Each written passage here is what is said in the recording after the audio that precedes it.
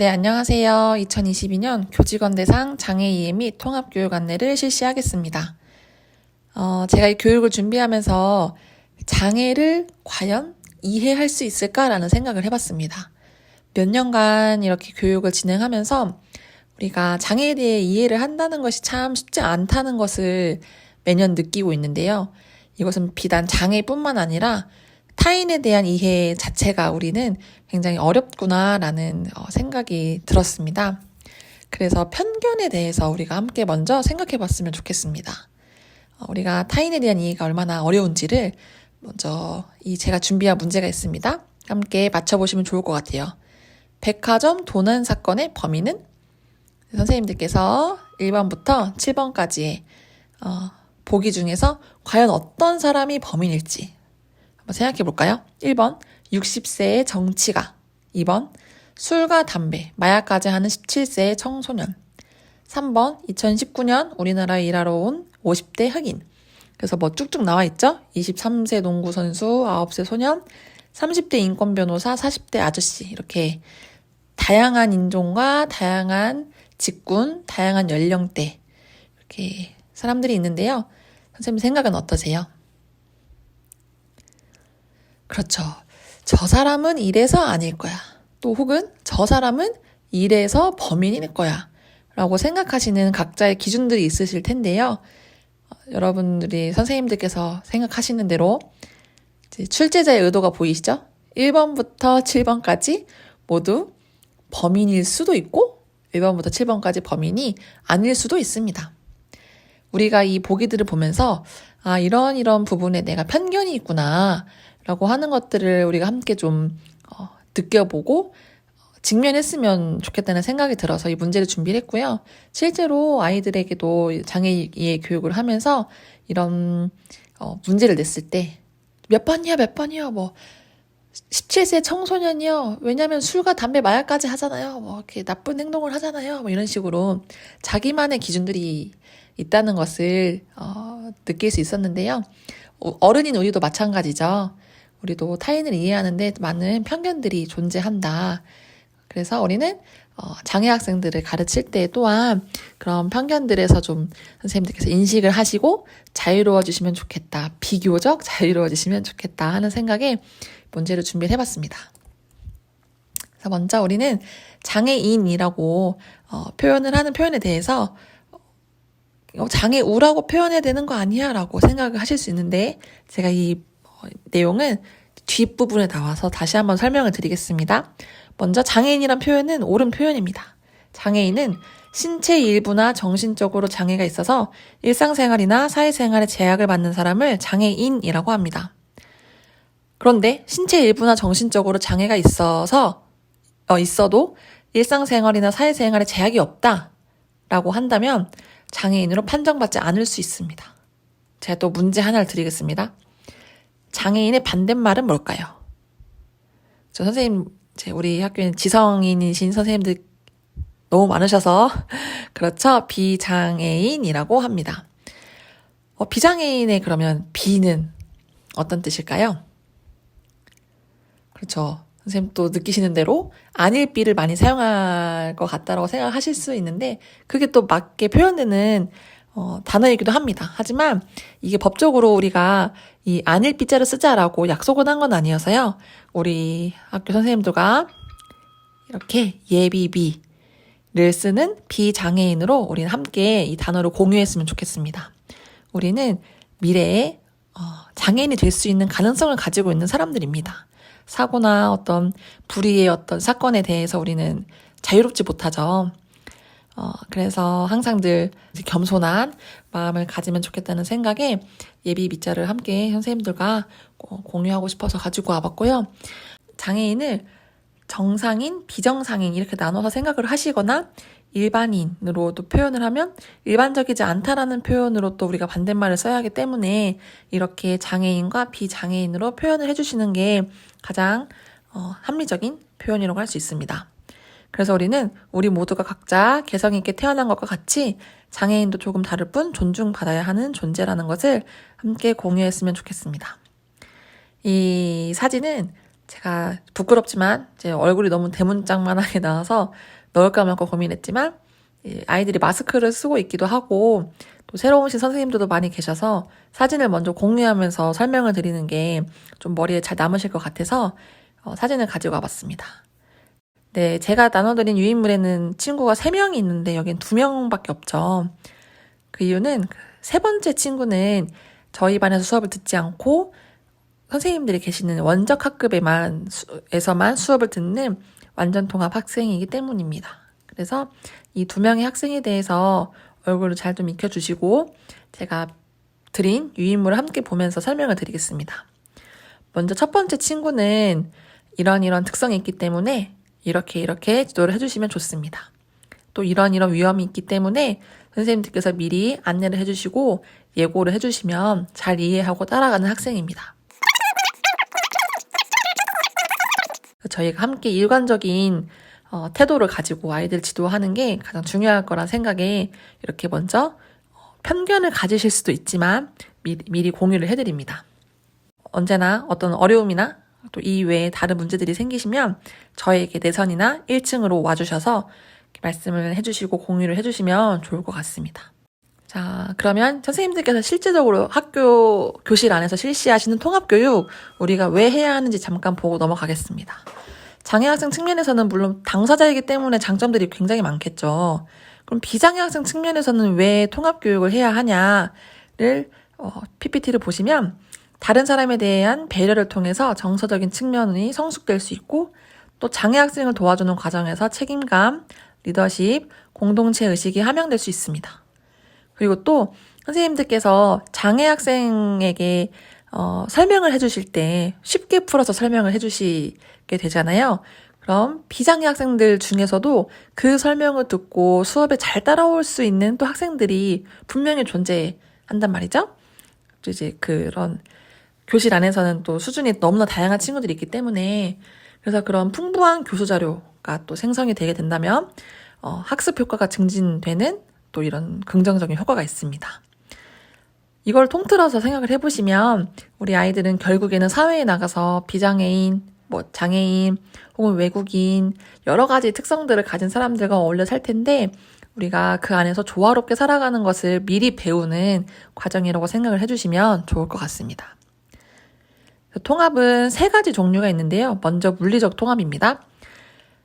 장애학생과 비장애학생이 같은 시간, 같은 공간에 함께 있는 것을 물리적 통합이라고 합니다. 그래서 저희 학생이 선생님 교실에 올라가서 수업을 듣고 하는 그 모든 활동이 물리적 통합이라고 볼 수 있는데요. 이것은 진정한 통합은 아닌 단계입니다. 그냥 이 학생의 자리가 있고 이 학생이 쓰는 사물함이 있고 보시면 좌석 배치, 게시판, 시간표, 개인 사물함, 학급 편의 공간을 함께 공유하는 것을 의미를 하는 거라서요.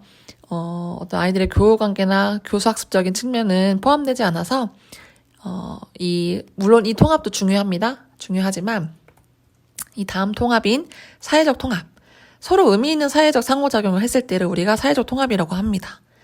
장애 학생들이 진정한 교우 관계를 함께 잘 맺어가고 그 안에서 사회적인 것들을 배워갈 수 있다면 우리가 이것을 사회적 통합이라고 합니다. 그래서 이전에 준비해야 될 것들은 이 아이에 대한 다양한 특성들을 학부모님과 또 저와 함께 공유를 하시고 이 반 아이들이 이 장애 학생을 통합하고 용인하고 받아들일 수 있게 준비시켜 주시는 것이 이 사회적 통합을 잘 준비할 수 있는 방법이라고 생각이 들고 또 선생님들께서 장애 학생의 2번째 동그라미 보시면 다양성을 배려할 수 있는 포용적인 학교 및 학급 문화를 구축해 주시는 것이 사회적 통합의 또 방법이 되겠습니다. 제 마지막으로 보시는 것이 교육과정적 통합인데요. 나와 있죠? 진정한 통합입니다. 교사로서 저희가 할 수 있는 최고 수준의 통합이라고 볼 수 있는데요.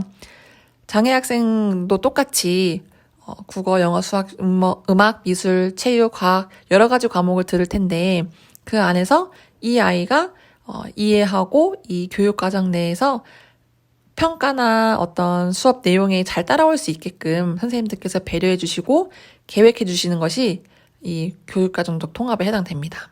그래서 밑에 보시면 교수 자료 및 형태라든지 정보 수용 및 과제 수행 방법, 또 평가 방법 수정해 주시는 거, 또래 활용해 주시는 거, 이 모든 것들이 교육과정적 통합에 해당됩니다. 그래서 혹시나 이런 이제 교육과정적 통합을 준비를 하실 때 어려움이 있으시거나 또 궁금하신 점이 있으시면 언제든지 저에게 오셔서 함께 논의해 주시고 고민해 주시면 감사하겠습니다.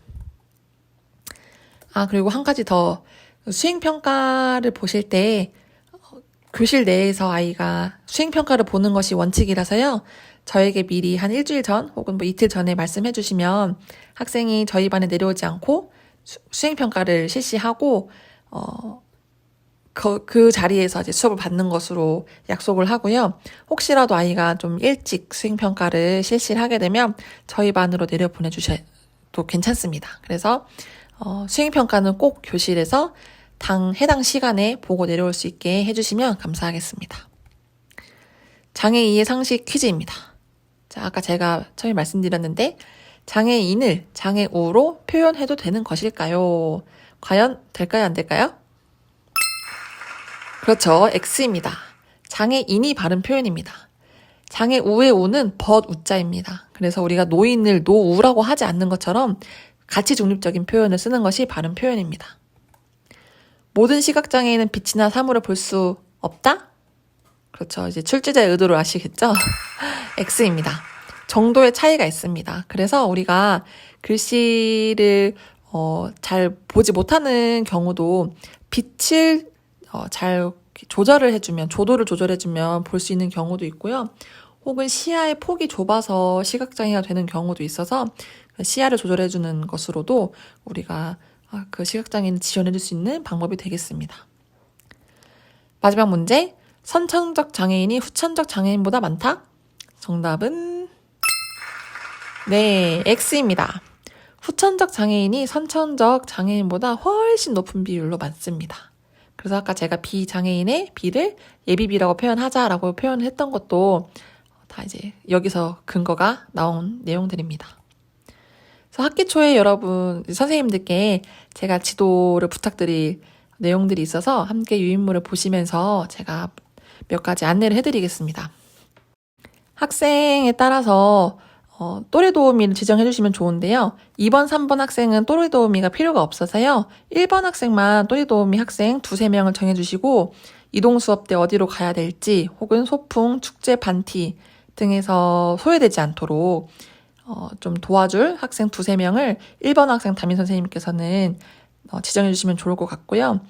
모두 남학생으로 지정해 주시면 좋을 것 같습니다. 그리고 도우미 학생들이 돌아가면서 지원해 줄 수 있도록 해주시면 감사하겠습니다. 그리고 학생이 할 수 있는 역할을 꼭 맡겨주세요. 그러면 저희 학생도 그 역할에 대해서 자부심을 가지고 굉장히 학급의 일원으로서 열심히 또 수행을 하게 될 겁니다. 그리고 요즘은 혼자 앉기 때문에 해당이 안 되지만 혹시라도 조별 활동이 있을 경우에 짝꿍이 있을 수 있도록 좀 소외되지 않도록 배려해 주시면 감사하겠습니다. 거의 없지만 선생님들 해당 시간에 혹시라도 제가 과제를 줘서 개별 학습지를 풀어야 되는 경우는 제가 미리 말씀드리겠습니다. 그래서 네모 박스를 보시면 장애 특성으로 인해서 배려가 필요한 경우가 아니면 지나친 배려보다는 다른 친구들과 똑같이 대해주세요. 특히 저희 아이들은 어떤 이제 장애 정도가 심한 아이들이 아니어서 규칙에 대해서 엄격하게 또 똑같이 대해주시는 게 아이들이 또 많이 배워야 될 부분이라 생각이 듭니다. 그리고 또 선생님들께서 지도가 필요하다고 생각되는 부분이 있으시면 아이들에게 꼭 가르쳐주세요. 가르쳐주시면 변화할 수 있는 학생들이기 때문에 혹은 저에게도 말씀해 주셔서 함께 지도를 해나가 주시면 감사하겠습니다. 그리고 4번 보시면 저희가 개별화교육위원회가 3월 중에 있습니다. 교장선생님, 교감선생님, 이제 여기 담임 선생님들, 저, 교문부장님, 진로상담부장님, 보건선생님, 학부모님들 해서 함께 법적인 회의거든요. 그래서 이때는 제가 미리 말씀드려서 모두 참여해 주셔서 함께 회의를 해 나가면 좋겠습니다. 거의 이제 끝나가는데요. 제가 이 유튜브를 한다는 것을 많은 선생님들이 아실 텐데 그 유튜브에 좀 일부를 발췌했습니다. 구독자 그 조회수에 전혀 반영되지 않고요. 네. 우리 학교의 통합교육이 잘 됐던 이유가 뭐라고 생각하는지 제가 비장애 학생, 제가 전에 있던 학교의 친구 학생에게 물어봤습니다. 전혀 이건 짜여진 각본이 아니라는 거 알아주시고 동영상 한번 보겠습니다.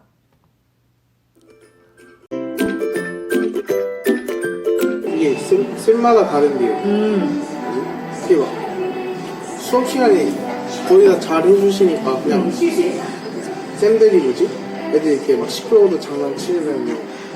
그리고 그냥 같이 장난치면서 하는 게 가장 자연스러워요. 굳이 그러니까 지금 우리 말고 네. 일반 과목 선생님들이 애들이 막 시끄러우면 그냥 가서 막 놀아주고 장난치고 그러거든요. 그거를 조용히 해 이렇게 하는 게 아니라 그래서 재준쌤도 잘해주셨는데 이제 가셨죠. 덕규쌤도 잘해주셨고 미라쌤도 잘해주셨고 딴 수업은 안 들어와가지고 제가 그치 애들이 안 들어가서 국어, 영어는 안 들어오니까 그건 잘 모르는데 맞아 그 시간 빠져서 다른 거 배우고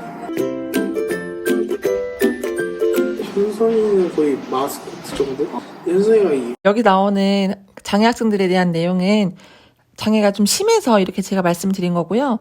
아이들 떠들거나 이러면 똑같이 선생님들 지도해 주시고 여기서 이 영상의 포인트는 일반 학생들, 그러니까 비장애 학생들이 담임 선생님들 혹은 교과 선생님들의 장애 학생들을 대하는 태도를 보고 그 태도를 모방하고 따라한다는 것입니다.